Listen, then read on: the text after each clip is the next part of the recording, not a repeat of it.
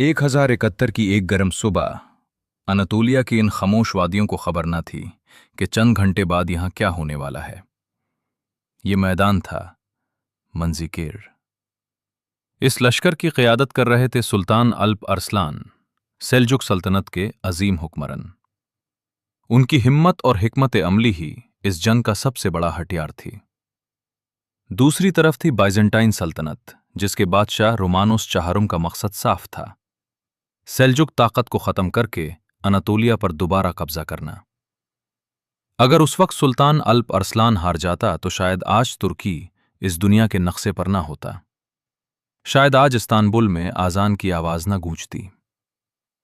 Romanos ने अपने तजुर्बाकार generals के साथ हर पहलू पर गौर किया। उसे यकीन था कि उसकी भारी भारकम फौज सेल्जुकों को कुचल कर रख देगी।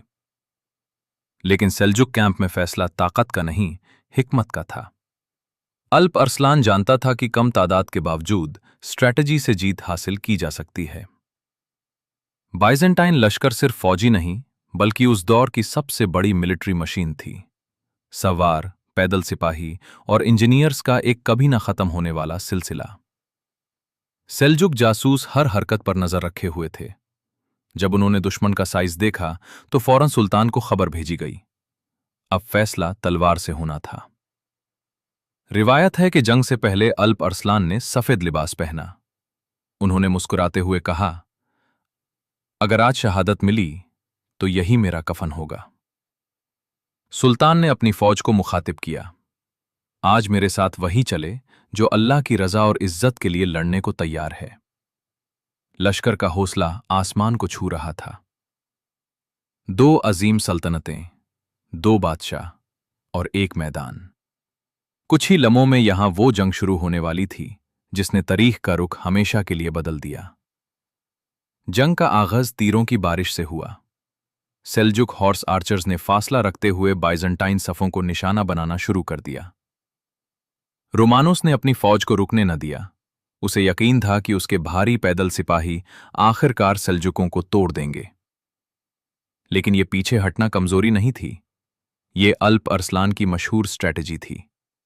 सेल्जुक सवार पीछे हटते हुए भी तीर चलाते रहे और दुश्मन को अपने जाल में खींचने लगे।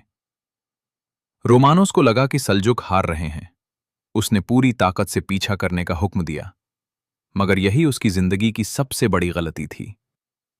जिस लम्हे का अल्प अरसलान इंतजार कर रहा था वो आ गया।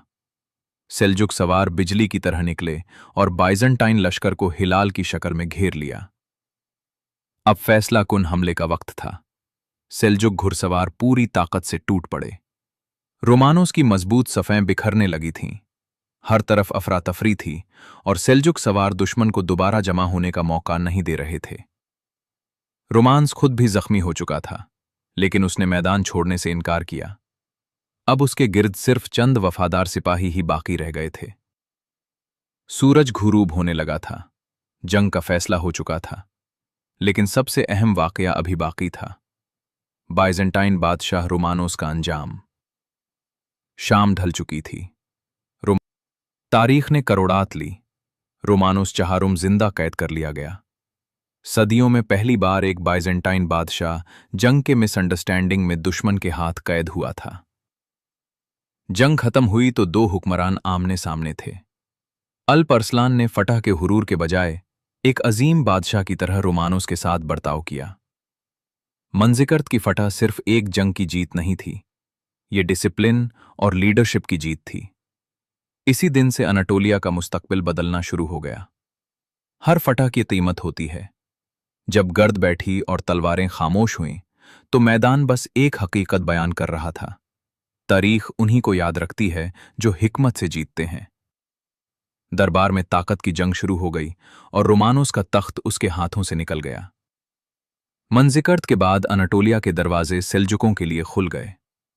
नए शहर आबाद हुए, तिजारत बढ़ी और इस जमीन का सियासी नक्शा हमेशा के लिए बदल गया। मंजिकर्त सिर्फ अल्प अरसलान या रोमानोस की कहानी नहीं, ये वो लम्हस है जिसने आने वाली सदियों की तारीख लिखी। ये हमारे लिए सबक है कि ताकत से ज्यादा इरादा और हिकमत ही तारीख का रुख बदलती है।